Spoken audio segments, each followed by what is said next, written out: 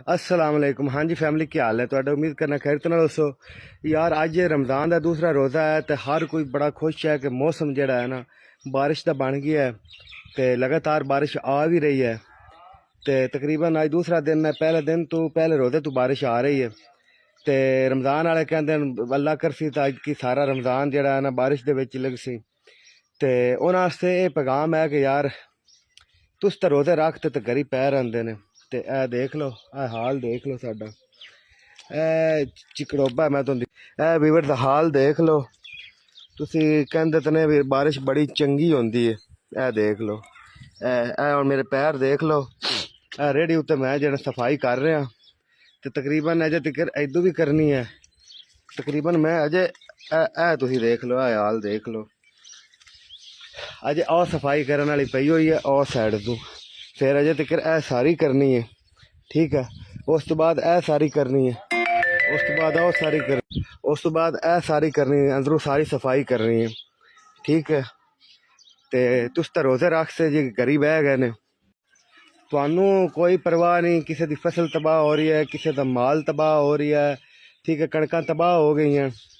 उस तो बाद मेरे किले के मटर सी बाहर पे हुए ने अजे तक। ठीक है, मसला तो यह ना बारिश का कोई आने का टाइम होंदा लेकिन हुण टाइम नहीं है। तुहाडी अक्खी के सामने चिकड़ोबा देख लें।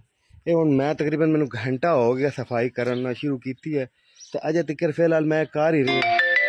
ठीक है, तो जेड़ा ना उंज रब दे रंग हर रंग ही सही होंदा है, लेकिन जेड़ा ना अं बारिश नहीं मंगनी चाहिए जिवें तुसीं मंगदे न। कहते हैं रमज़ान शुरू हो गया है, ठीक अल्लाह करे तो बारिश आ जाए, बारिश आ जाए, मौसम ठीक हो जाए, लेकिन बारिश ज़्यादा ठीक नहीं होंदी वीवर। तो तुसीं हुण देख रहे हो कोई कौन किवें परेशान है, कोई किवें परेशान है। तो तकरीबन जेड़ा है ना पूरी सूरी अल्लाह पाक दी रहमत होवे वो ठीक होंदी है। तो दुआ कीती करो तो घनी बारिश ना मंगी करो। काफ़ी बिच वीडियो में देखी हैं जेडे आवाम कह रहे थे कि रोज़े शुरू हो गए तो बारिश आ जाए, अल्लाह करे बारिश आ जाए। लेकिन मैं तुहानू दिखा रहा कि ना शहरियों वास्ते तो बारिश होंदी है बड़ी रहमत, तो पेंडुआं वास्ते बन जाती है वो जहमत। जिवें हुण मेरे वास्ते बनी खड़ी तकरीबन 2-3 रेहड़ियां मैं सट्ट आया तो अजे तक सारी सफाई करनी है। उस बाद और सफाई करनी, उस बाद और सफाई करनी है, फिर पट्ठे लियाने हैं, फिर पट्ठे कुतरने हैं। तो वीवर अज पट्ठे लियाने भी विचों बड़े मुश्किल हैं क्योंकि चिकड़ोबा है बड़ा ज़्यादा, तो उनकी वजह नाल पट्ठे लियाने भी सौखे हैं। तो वीवर दुआ करे अल्लाह ने के बान खुश रहो, आबाद रहो, जिथे रहो।